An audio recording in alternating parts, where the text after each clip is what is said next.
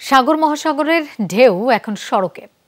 রাস্তায় বিটুমিনের স্তর ভাঁজ হয়ে তৈরি হয়েছে বিভাজক। এতে ঝিনাইদহ যশোর মহাসড়কের একাংশ চলাচলের অনুপযোগী হয়ে পড়েছে। নিম্নমানের কাজ আর ওভারলোডকে এই অবস্থার জন্য দায়ী করছেন স্থানীয়রা। এ বিষয়ে সড়ক বিভাগের দায়িত্বরতরা কথা বলতে রাজি হননি।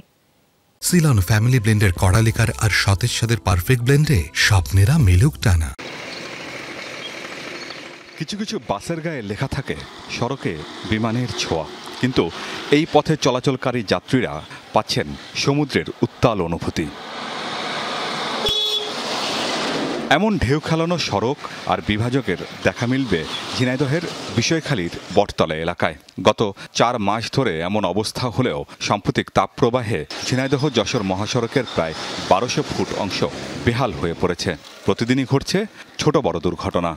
রাস্তা অনেক বেঁকে গেছে, নিচু হয়ে গেছে, তো এই জন্য প্রতিনিয়তই খুবই দুর্ঘটনা ঘটছে।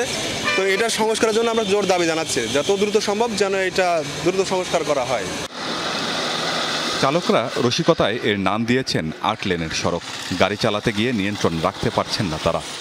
গাড়ি তো ঠেকানো যাচ্ছে না, অনেক হাই মাল তো, আমি বাইসের পাল্টি খেয়ে যায় যদি, এই হলো সমস্যা।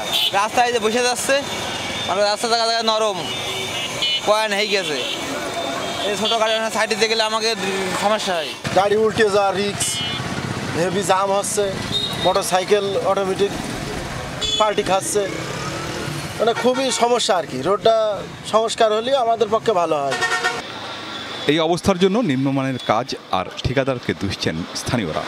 এটা হচ্ছে ঠিকাদারের গাফিলতির কারণে আমাদের রাস্তার এই অবস্থা, বুঝছেন। আর এখানে এই রাস্তা খারাপের জন্য অহরহ অ্যাক্সিডেন্ট হয় এবং প্রতিনিয়ত 2-1টা অ্যাক্সিডেন্ট হচ্ছে এখানে।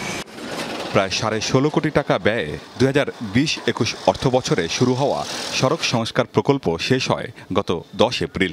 মাসুদ হাইটেক ইঞ্জিনিয়ারিং লিমিটেড ও জেভি হাসান টেকনোলজি বিল্ডার্স নামের দুটি ঠিকাদারি প্রতিষ্ঠান এই সংস্কার কাজের দায়িত্ব পায়। আমিন বাবু, যমুনা নিউজ।